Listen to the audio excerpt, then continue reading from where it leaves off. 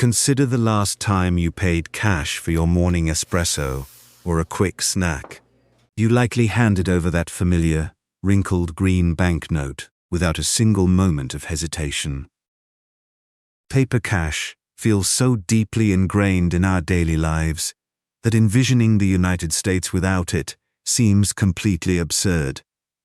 Yet, for the initial 8.5 decades following America's independence, the federal government didn't print a single paper note. There was absolutely zero official, state-sanctioned paper money flowing through the nation's bustling markets. Even more bizarrely, during the 150 years leading up to that freedom, the financial landscape was totally unrecognizable. This begs an obvious question. How did an early Virginian agricultural worker settle up his personal debts? And what exact medium of exchange did a savvy Boston trader utilize to successfully finalize a commercial agreement? How could a budding society, destined to dominate the global financial stage, survive without the foundational element of modern trade?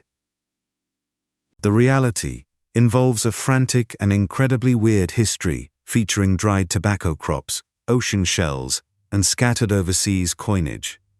It was an era plagued by endless forgery schemes and a financial meltdown so catastrophic it broke historical records. The trauma from that economic ruin prompted the nation's architects to draft a constitution explicitly preventing such a disaster from repeating. Ultimately, this tale goes far beyond mere currency. It dives deep into the concepts of absolute authority and human faith. It showcases the brutal realities a young country faces when forced to construct a functioning financial system entirely from scratch.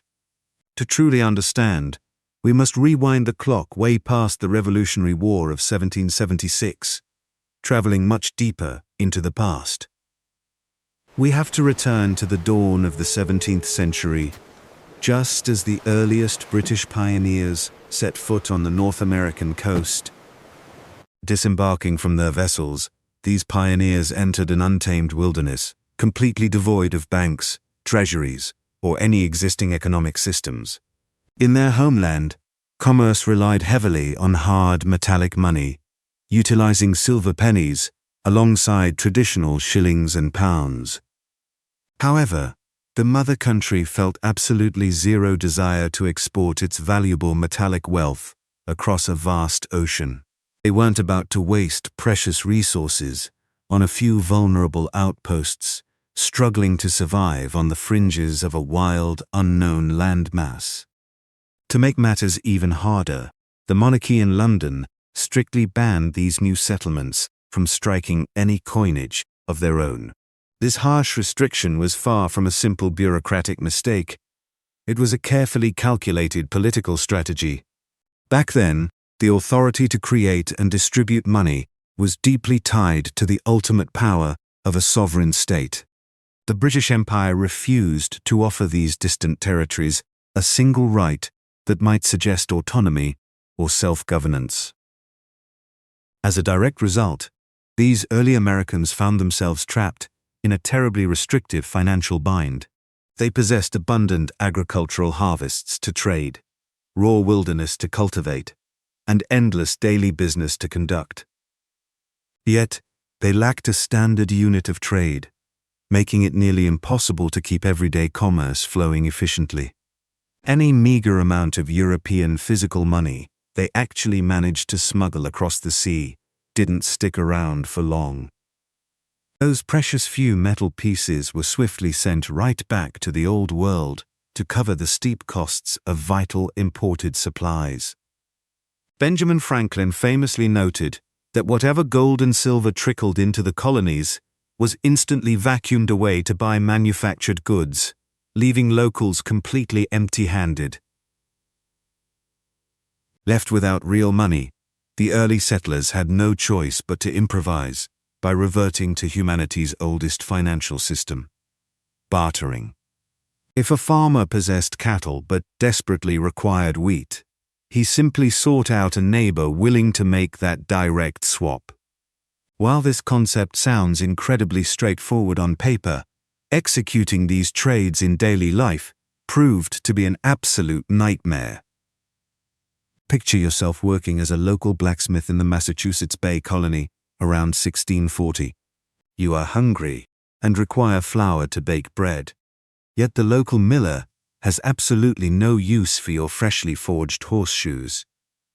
To survive, you must hunt down a third person who wants ironwork and possesses goods the miller actually desires, forcing a complicated triangular exchange. This agonizingly slow and awkward method of trading severely crippled any potential for rapid economic expansion in the New World. Fortunately, relying on such inefficient, direct swaps was not the only survival strategy available to these frustrated pioneers. People soon figured out that specific, highly desired everyday items could easily serve as a makeshift form of cash. Because everyone found these staple goods valuable and their worth remained fairly steady, they organically evolved into an unofficial currency. Without a doubt, the most legendary and widely utilized of these physical commodity monies was the humble tobacco leaf. Down in the Virginia settlements, cultivating this plant meant growing actual wealth, as it functioned identically to physical coins. By 1619, a mere dozen years after Jamestown was established, local leaders officially declared the harvest to be valid legal tender. Citizens were legally permitted to hand over bundles of leaves to clear their civic taxes or erase private debts with neighbors. But no one protected him. Astonishingly, a man could even use his harvest to cover the transportation costs of a prospective bride, a completely true historical fact. Specifically, when the Virginia Company transported young women across the ocean to marry settlers, the standard price was set at exactly 120 pounds of the crop. Using this plant as a medium of exchange offered genuine benefits, since it was universally cultivated and highly desired by everyone in the colony. It was also incredibly easy to divide into smaller portions, making everyday financial transactions quite simple for the colonists. Settlers could easily manage both massive purchases and minor trades just by adding or removing leaves on a merchant scale. However, this agricultural currency came with massive drawbacks, primarily because dried leaves would rot and degrade over time. Carrying your wealth around was also remarkably inconvenient, as the bales were heavily cumbersome and took up far too much physical space. Furthermore, the purchasing power of this plant was dangerously unstable, shifting dramatically based on each season's agricultural yield. An unusually abundant harvest could trigger sudden, catastrophic inflation across the territory, destabilizing the local markets literally overnight. A successful growing season meant that a hard-working farmer's accumulated savings might suddenly drop to half their previous value. To combat these frustrating issues, Virginia authorities eventually began distributing official warehouse certificates to the colonists. These printed notes acted as proof of ownership for a precise weight of crops safely locked away in a public storage facility. This ingenious solution finally freed people from the exhausting chore of dragging massive bundles of foliage everywhere just to buy basic goods. More importantly, this marked a crucial milestone as one of the very first times Americans used paper to represent genuine physical wealth. Meanwhile, in the northern settlements, colonists were adopting a completely different kind of trade system borrowed directly from the local Native American tribes. The Strait Barriers had collected for a small bone for hopes and death. This alternative currency was known as wampum, a fascinating medium of exchange that has unfortunately been heavily misinterpreted by modern history books. Many mainstream narratives label these items as simple native cash, completely erasing their profound cultural weight. For tribes like the Haudenosaunee and other woodland societies, These objects represented something much greater than basic commerce. Painstakingly carved from specific clam and whelk shells, these intricate beads were primarily tools of statecraft. They also held a central place in sacred rituals, serving as binding physical evidence for treaties and solemn promises. Tout est permis, que toutes les personnes s'adaptent à cette activité. Before European contact, the profound emotional and spiritual weight of these shells had absolutely zero connection to retail transactions. However, everything changed when Dutch merchants arrived in the 1620s and observed the deep reverence native groups held for these items. The data was found for boarded cannons by New York City. The opportunistic newcomers quickly recognized a highly profitable economic loophole, just waiting to be exploited. They figured that if they could stockpile or manufacture these prized beads, they could easily dominate regional trade. They dominated and still described the no alternative. This calculating strategy worked flawlessly, turning a sacred object into a literal bridge of commerce between two vastly different societies.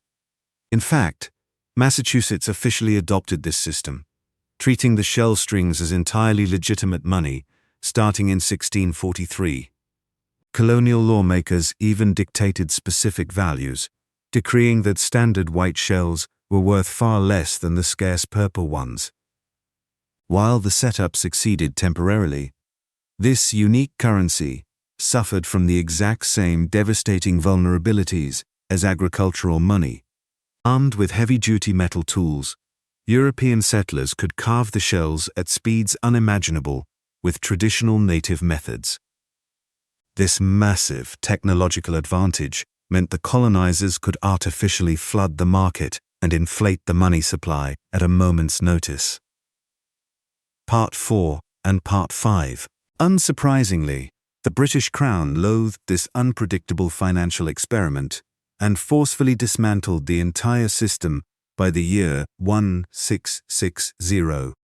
Even after the official ban, these shell strings didn't completely disappear, continuing to change hands informally at remote outposts for many years. Yet, amidst the piles of agricultural crops and native beads, a much more traditional type of wealth was quietly moving across early America. Settlers increasingly relied upon imported foreign coinage to conduct their daily business, with one specific metallic currency reigning supreme above all others. The legendary Spanish milled dollar quickly emerged as the absolute gold standard for commerce throughout the 17th and 18th centuries. You might actually recognize this iconic piece of wealth by its more famous historical nicknames, like the fabled piece of 8. These highly sought-after physical coins were meticulously stamped out, using immense quantities of silver pulled from massive South American and Mexican excavations. The state physical coins were heard in markets. Merchants globally placed immense faith in this specific money because every single piece maintained a strict, dependable weight and unvarying metallic purity. Its flawless reputation preceded it, ensuring the silver piece was gladly accepted by shopkeepers everywhere, from European trading hubs to distant Asian markets. Thanks to Spain's sprawling imperial reach across multiple continents, this sturdy silver disc essentially functioned as the globe's first truly international money.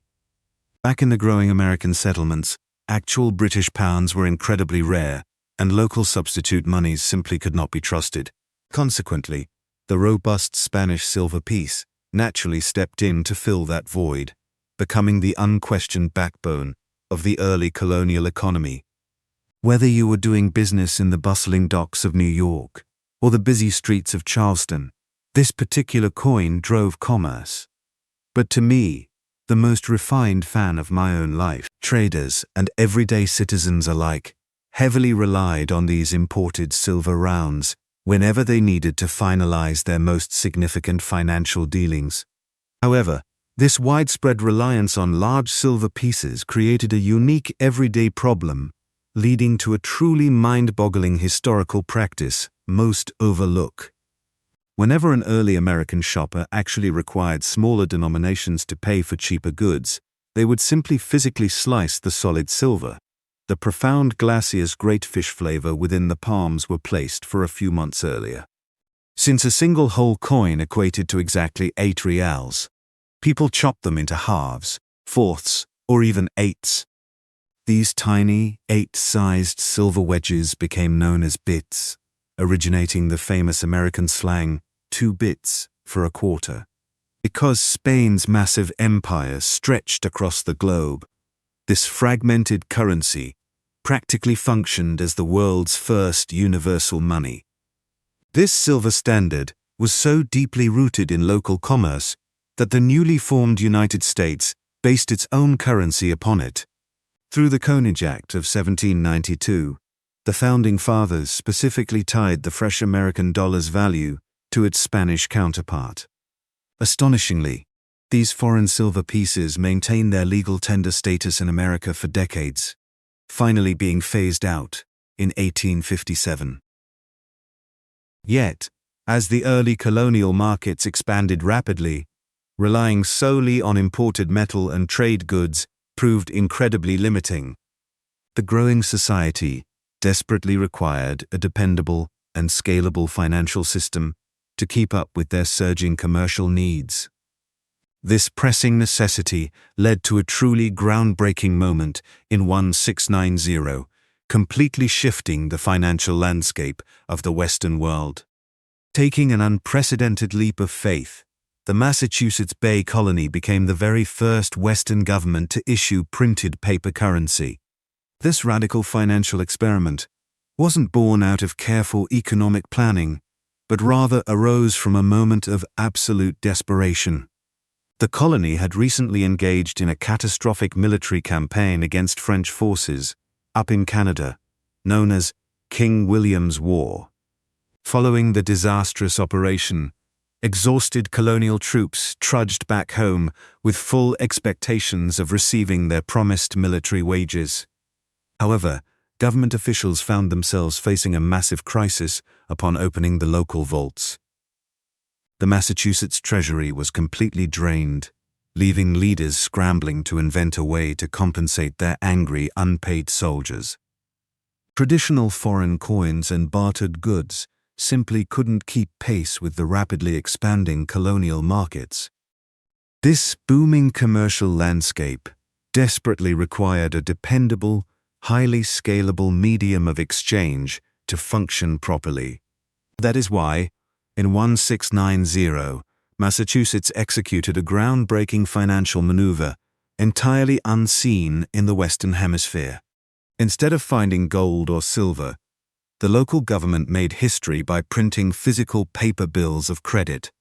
These experimental notes functioned as official IOUs, guaranteed by the state's pledge to accept them for upcoming tax collections. Within just 2 years, these temporary bills were formally recognized as legitimate, lawful tender across the entire region. Surprisingly enough, this radical monetary gamble actually proved quite successful and stabilized the economy during its initial rollout. Surrounding territories kept a very close eye on this unprecedented strategy and quickly decided to replicate the concept. Throughout the early 18th century, almost every single British settlement in North America started manufacturing its own paper funds. By the time the Revolutionary War sparked, 14 distinct regions had already experimented with printing their own local cash. However, a massive structural complication quickly surfaced as a direct result of this widespread financial independence. Each individual government released completely unique bills, featuring different face values and wildly varying degrees of reliability. The actual purchasing power of a Massachusetts pound was drastically different from a Pennsylvania or Virginia pound. Cash that was happily accepted in your hometown might be outright rejected or heavily penalized just across the border. This fractured system became a nightmare for traveling merchants, especially when greedy territories printed more cash than they could ever redeem. Whenever a local government recklessly flooded the market with paper money, its value inevitably crashed. This rampant inflation completely devastated the life savings of anyone unlucky enough to possess those specific bills. Observing this financial anarchy from across the ocean, British officials grew increasingly concerned about the situation. To regain control, Parliament stepped in during 1751, enacting the first Currency Act to stop New England from printing credit bills. 13 years later, lawmakers in London doubled down, imposing an even harsher law that prohibited every single colony from printing cash. Naturally, the American settlers were absolutely enraged by this sudden legislative crackdown from overseas. They viewed these strict financial bans as a deliberate attempt by the king to suffocate their economic independence.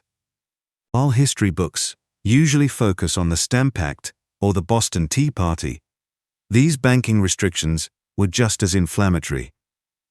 The anger over the Currency Acts planted deep seeds of resentment, significantly fueling the march toward an all-out rebellion.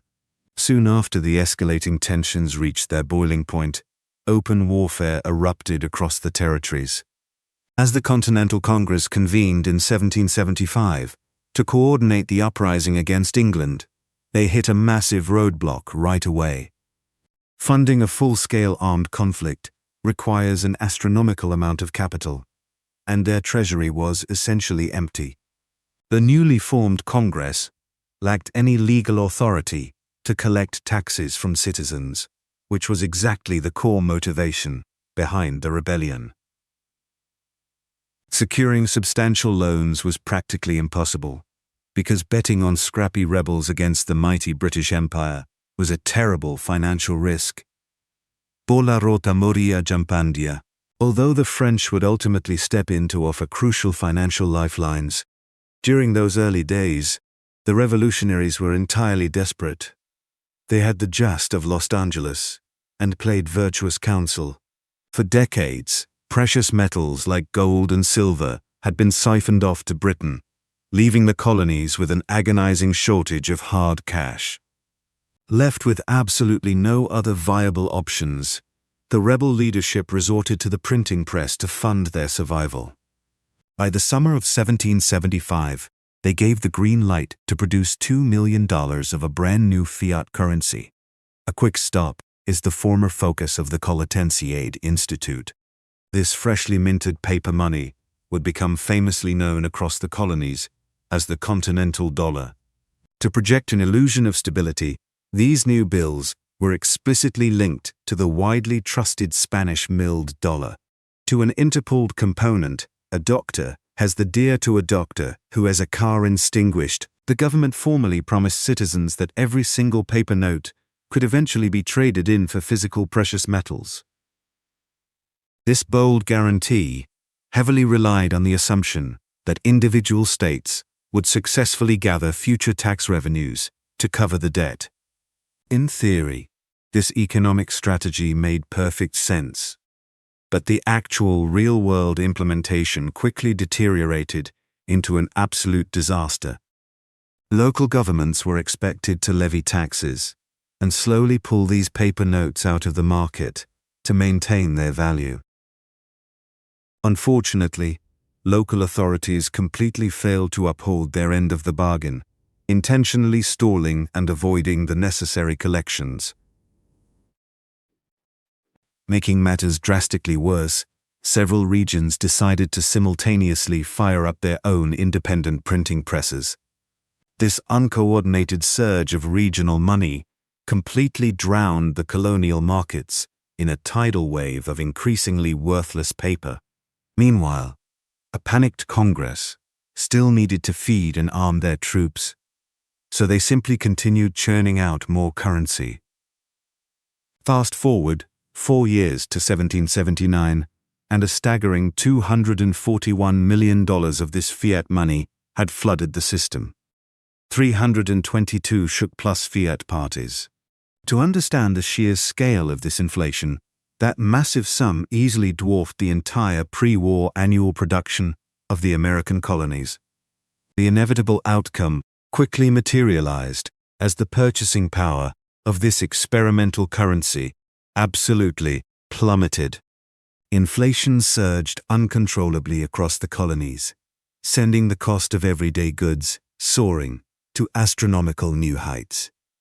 Simple footwear that previously sold for just a handful of coins suddenly demanded hundreds of dollars to purchase. Logistics became utterly absurd.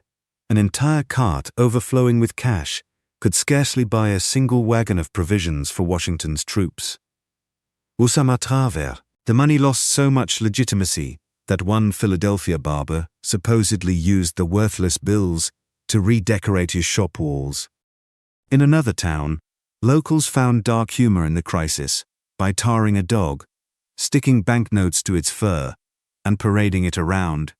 This financial disaster birthed the enduring saying, "not worth a Continental," which became the ultimate cultural idiom for total worthlessness. The downward spiral accelerated until 1781, when exchanging for real wealth required an astonishing 1,000 paper dollars for just one piece of silver. Facing undeniable reality, lawmakers finally had to concede defeat and publicly recognize the catastrophic failure of their monetary system. They established a new, painful repayment rate, permitting outstanding debts to be cleared at 40 paper bills for a single hard coin.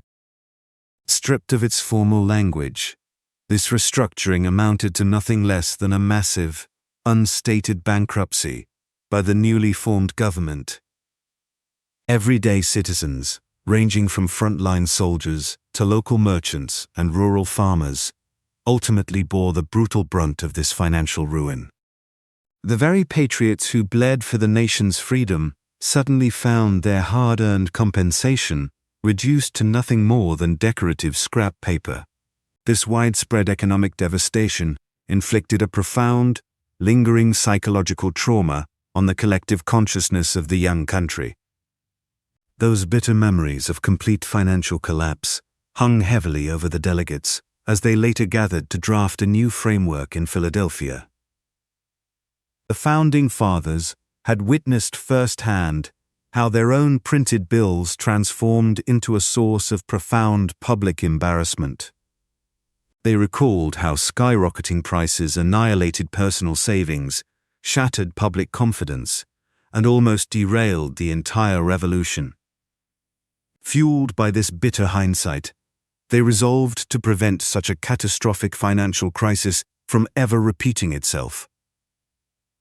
Their steadfast determination culminated in a landmark constitutional ruling that would forever shape the nation's economic landscape. Parents and friendships have led diminishing future progresses. Within the new framework, specific clauses were drafted to strictly forbid individual states from minting their own currencies.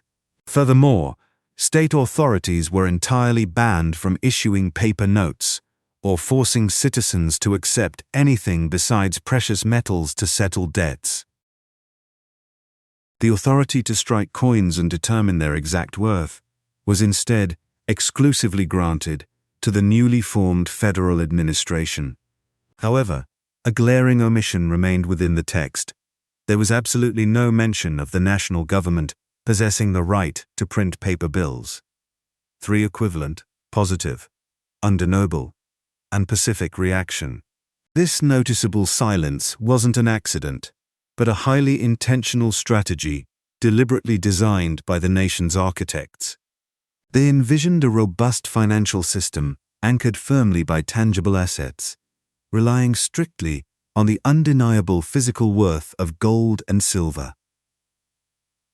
These early leaders refused to let the country's economic future depend on the fickle, unreliable guarantees of politicians. Acting on this solid metallic foundation, a few years later, lawmakers approved a pivotal statute known as the Coinage Act. Passed in 1792, this groundbreaking legislation stands as an absolute cornerstone of early American monetary policy. Through this law, the very first national mint was officially authorized and established in the city of Philadelphia. It also introduced a revolutionary base 10 counting structure for the country's cash, a brilliant concept heavily advocated by Thomas Jefferson. This fresh American currency was explicitly tied to the Spanish milled dollar, relying entirely on a bimetallic foundation. The legislation clearly dictated the production of distinct gold pieces, ranging from the $10 eagle down to the quarter eagle. Alongside those, it required the stamping of silver denominations down to half dimes, complemented by everyday copper cents. Alexander Hamilton's brilliant financial mind heavily influenced nearly every single detail of these new economic regulations. His ultimate goal was to construct a robust financial framework that would earn the young republic immediate global respect. Hamilton insisted that each piece of currency must hold an exact, physically verifiable amount of precious metal. This meant that the true purchasing power of the money was literally baked right into the physical object. Because they valued this purity so highly, the legal consequences for cheapening the minted money were utterly ruthless. If any official was caught skimming gold or silver from the production lines, they could literally face the gallows. Property systems and carbon pipers, that extreme punishment, perfectly illustrates just how fiercely the nation's architects defended the honesty of their new economy. Yet, relying exclusively on physical bullion eventually exposed a massive, unavoidable flaw in their grand design. There simply was never enough physical metal in circulation to satisfy the demands of the rapidly growing country. By the turn of the century, America was exploding in both sheer population numbers and economic complexity. Agricultural workers desperately sought out loans just to secure their property lines and purchase seasonal seeds. Simultaneously, tradesmen required substantial funding to move goods, while ambitious industrialists needed heavy capital to erect sprawling factories. To ensure the purity of this system, the consequences for altering the currency's value were incredibly harsh.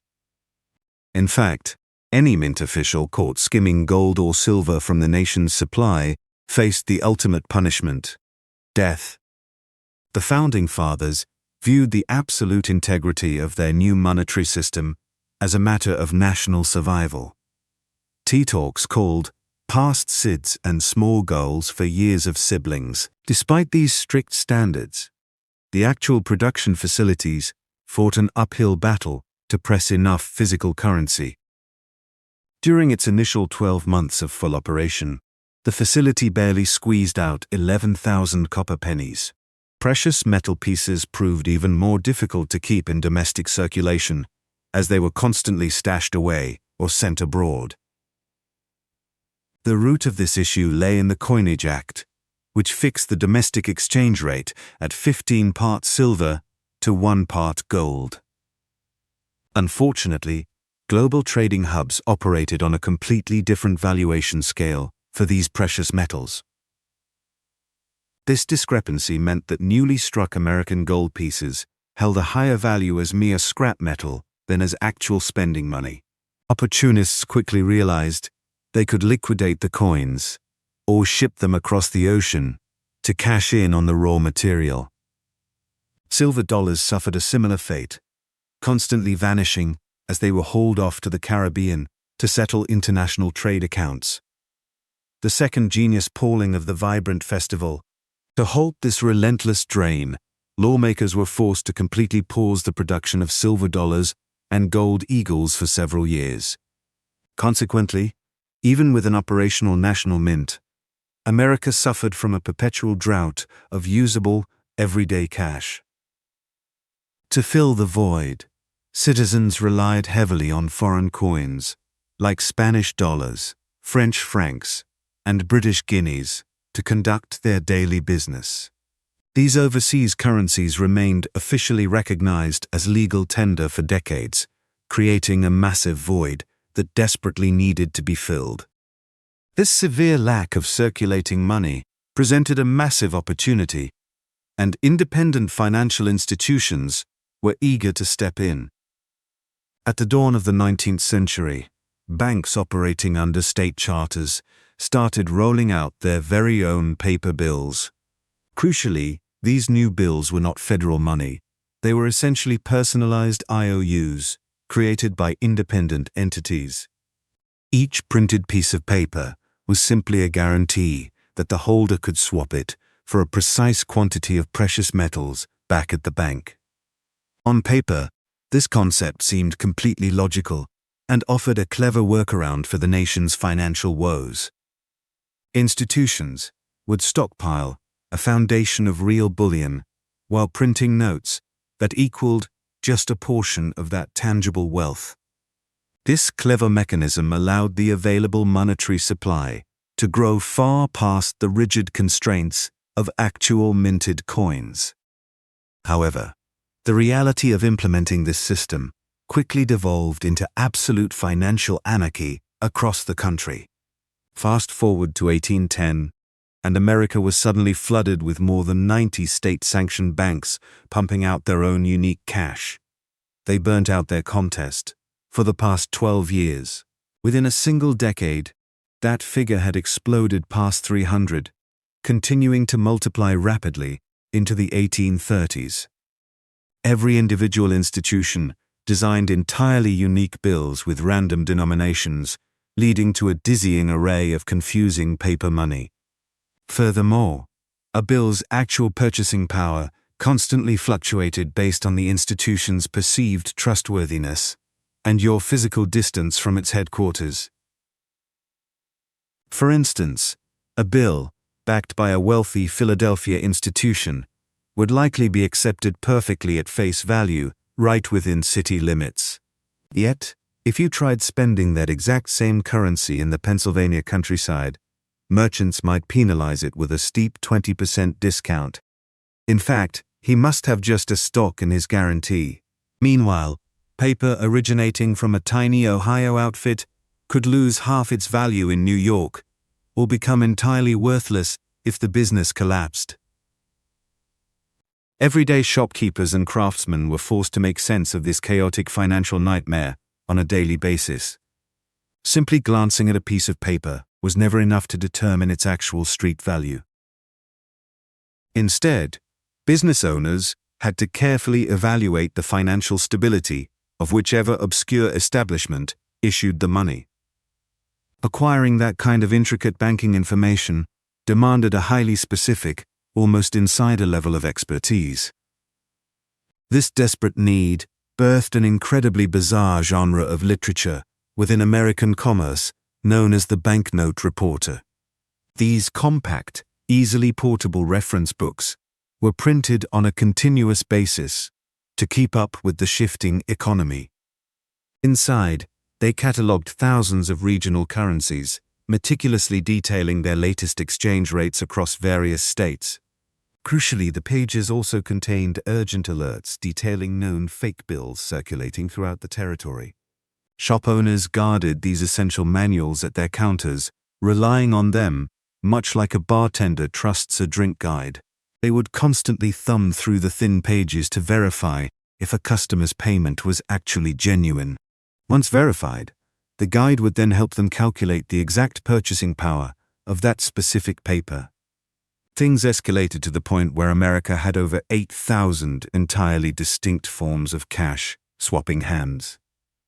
To put that staggering number into perspective, that exceeds the total variety of national currencies existing globally today. Making matters exponentially worse was the rampant epidemic of completely fraudulent money flooding the market. Because the legitimate cash was often cheaply printed and highly obscure, scammers easily passed off their own terrible copies. Historians calculate that an astonishing 1/3 of all paper money moving through the economy was completely fake. Just imagine holding 3 random bills, knowing one is likely bogus, and having absolutely no reliable method to check. To make matters worse, these forgers didn't even need exceptional artistic talent to pull off their scams. As long as a crook could print something vaguely resembling currency from an isolated bank in rural Indiana. It worked. They could effortlessly hand that bogus paper to an unaware shopkeeper several states over, who had never laid eyes on the genuine article.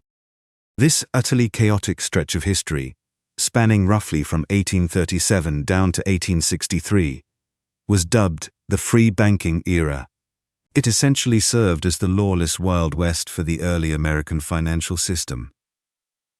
The entire disaster was originally set into motion when President Andrew Jackson successfully dismantled the Second Bank of the United States.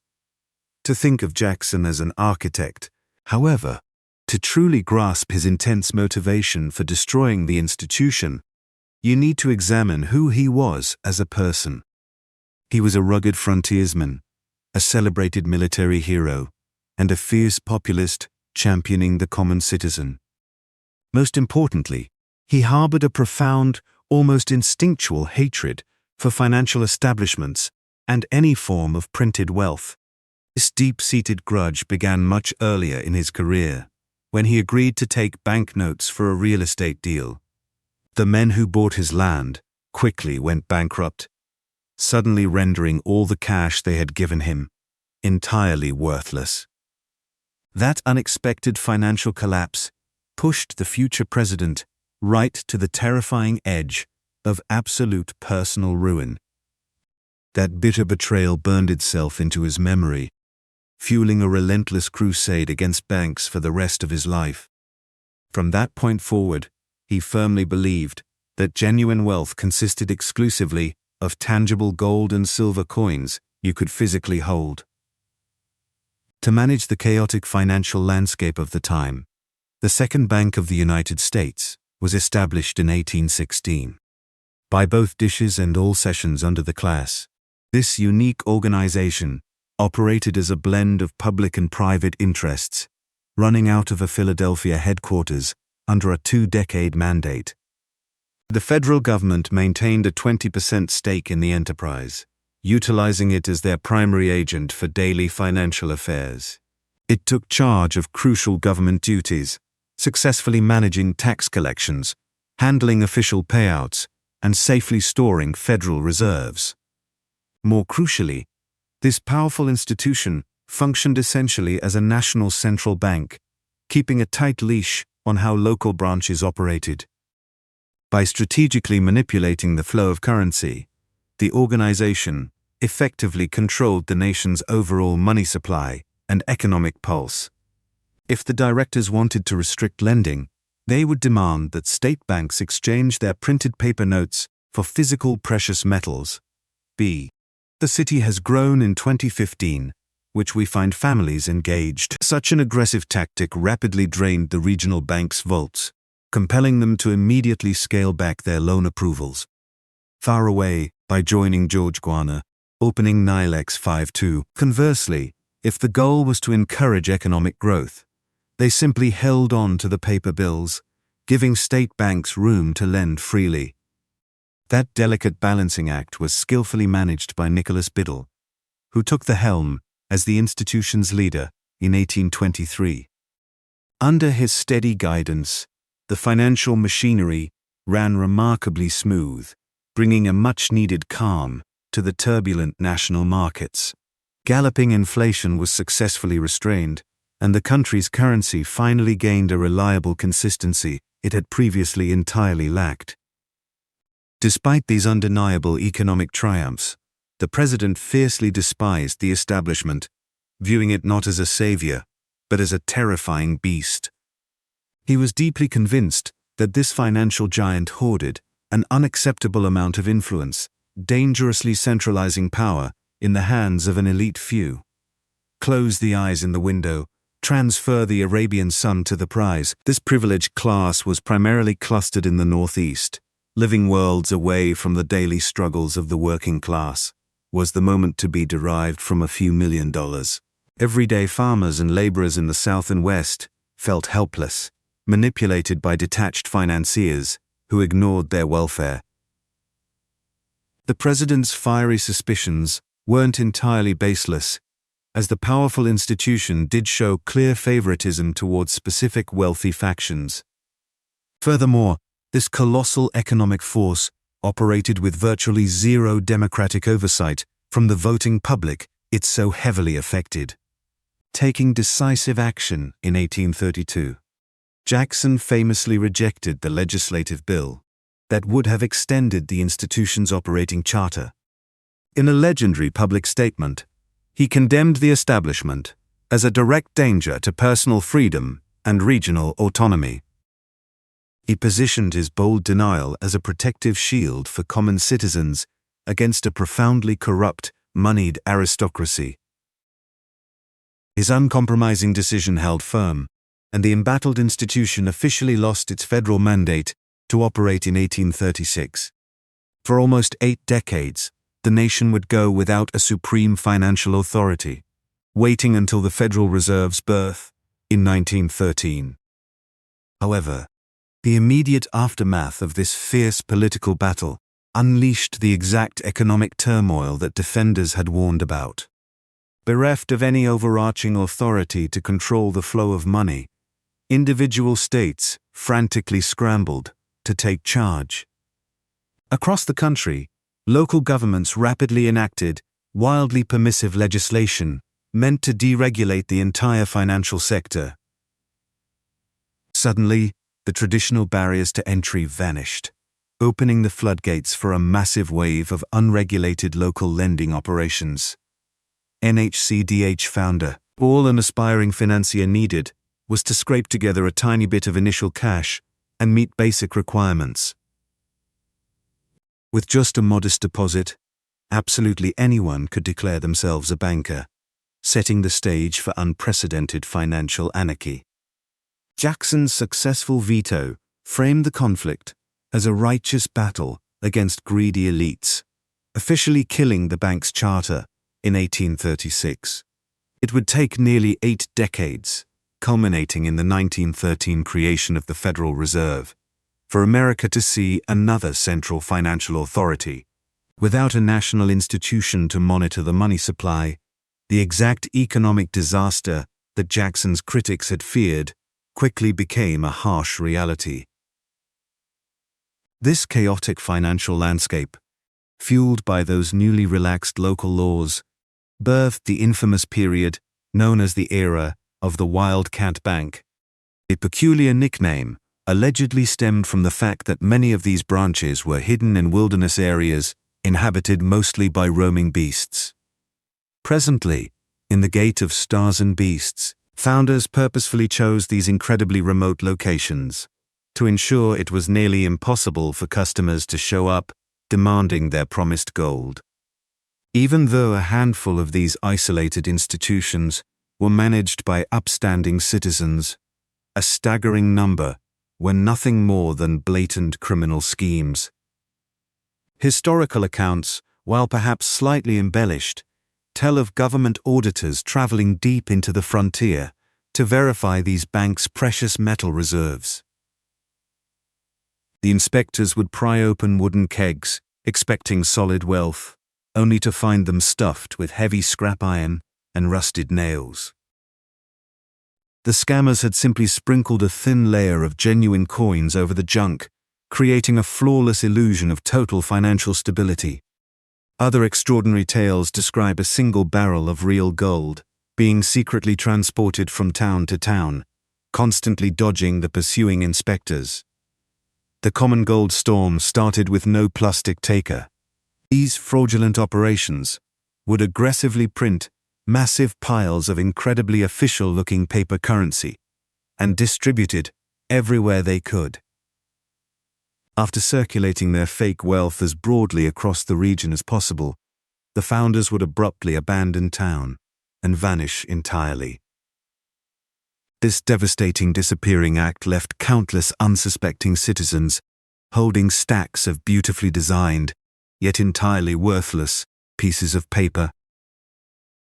The monetary madness soon spread far beyond fake bankers, with local governments, railroad companies, and even churches independently printing their own unbacked cash. The entire country lacked any standardized currency, meaning there was absolutely zero regulation or financial protection for the public. Financial institutions collapsed constantly, with the catastrophic economic crashes of 1837 and 1857, wiping out countless operations entirely. Anyone, unfortunate enough to possess bills from a doomed establishment, found themselves completely ruined, without any recourse. Hard-earned fortunes and daily wages could simply vanish into thin air from one evening to the next morning. It is nearly impossible to exaggerate just how broken and chaotic this financial landscape was for the average citizen. Upon a 5-day time packaging picture, attempting to operate a storefront where any payment handed to you could be a complete forgery. That same cash might belong to a long-dead enterprise, or instantly lose a fifth of its purchasing power just by traveling to a neighboring village. Consider a hard-working farmer trading his autumn crops for cash provided by a supposedly trustworthy and stable financial institution. Only a few weeks later, that agricultural worker might discover the doors locked, rendering his entire season's profit completely worthless. These heartbreaking financial disasters were far from isolated tragedies or unexpected anomalies for the working class. In fact, this utter instability remained the standard reality of the national economy for roughly 30 consecutive years. Right into the middle of this chaotic environment, the country was about to experience its most radical financial shift ever. This massive shift wasn't born out of popular demand, but was forcefully dictated by an existential threat to the Republic itself. By the year 1861, the nation found itself violently dragged into the most brutal and devastating warfare it had ever endured. This looming civil war represented much more than a bloody military struggle. It was an absolute financial earthquake for the federal government. Up until this point, the national government had operated on a surprisingly small financial budget. Overnight, leaders faced the staggering task of funding gigantic armies and securing endless stockpiles of weapons and provisions. Ultimately, this monumental military campaign would drain more funds than the previous half-century of federal spending combined, but the revolving process would number the course of the existing patchwork system of physical gold coins and privately issued banknotes simply could not support such a colossal expense. But Katie turned away from the system to make up the turns a crowd. To cope, lawmakers stepped in during July of 1861, granting the Treasury permission to issue $250 million. This new emergency currency took the form of demand notes, paper bills supposedly promising exact payouts in precious metals. In theory, everyday citizens could present these physical slips of paper and immediately receive silver or gold coins in return. Officials only intended for this paper money to act as a quick bridge loan until government bonds could generate actual wealth. Unfortunately, this temporary fix harbored a catastrophic weakness the moment the wary public tried to cash out their bills. As anxious citizens rushed to trade their paper for hard currency, the Treasury rapidly realized it couldn't meet the requests. By the final month of 1861, the nation's stockpile of physical gold had dwindled to frighteningly depleted levels. Left with absolutely no alternative, federal officials were forced to abruptly halt all metal payouts for their newly printed cash. Bills that were initially promised to equal physical bullion instantly plummeted, trading for significantly less than their intended worth. With the value of these demand notes steadily collapsing, politicians recognized that far more extreme financial measures were required. This desperation led to the historic passage of the Legal Tender Act on February 25, 1862, fundamentally altering the economy. Through this groundbreaking legislation, the national government released paper currency explicitly authorized to settle any financial obligation, whether public or private. Officially designated as United States notes, these fresh bills entirely abandoned the traditional safety net of physical precious metals. Instead of holding intrinsic value, their worth relied solely on the public's trust and the overarching authority of the federal system. The text, stamped on every piece of currency, offered a straightforward mandate, declaring it valid for completely clearing any owed balance. Beyond that brief statement, there were absolutely no assurances of exchanging the paper for hard bullion hidden away in federal vaults. It was simply an official decree from Washington commanding that these manufactured paper strips be universally recognized as legitimate wealth. This decade was assembled in money. Consequently, if a borrower presented this cash to settle a loan, creditors were strictly bound by law to take it as payment. To produce this new currency, the Treasury utilized a distinctive emerald-colored ink exclusively on the backside of every printed bill. This unique design choice quickly birthed a famous moniker, forever branding these historic Treasury notes as greenbacks in the national consciousness. Congress initially approved printing $150 million, yet the ongoing military conflict constantly devoured available funds. There is no window enduring this step, a loan being divided. Driven by this relentless financial drain, lawmakers pushed through consecutive legislative acts during the summer of 1862 and the following spring. Both of these subsequent mandates effectively doubled down on the strategy, green-lighting another massive wave of $150 million each. As the devastating conflict finally drew to a close, an unprecedented $450 million in fiat currency saturated the nation. Despite the strict federal mandates forcing their use, immense pockets of fierce resistance toward the new money quickly began to surface. Out on the West Coast, states like California and Oregon boasted abundant gold deposits, sparking a deep-seated suspicion against the unbacked paper. Across the nation, citizens looked at this new paper with the exact same dread their ancestors felt toward the failed continental currency. People couldn't help but wonder, is this just another desperate government printing money out of thin air? Fear spread that these bills would ultimately crash exactly like the Continentals, leaving anyone holding them completely financially destroyed. And, to be fair, these widespread anxieties were completely justified by the grim economic reality on the ground. Because as the Treasury pumped more paper into circulation, its actual worth compared to physical gold began to violently plummet. In fact, by the summer of 1864, a single paper dollar could only buy you roughly 35 cents in hard gold. Skyrocketing inflation quickly gripped the country, pushing everyday prices higher and silently stealing the purchasing power from the working class.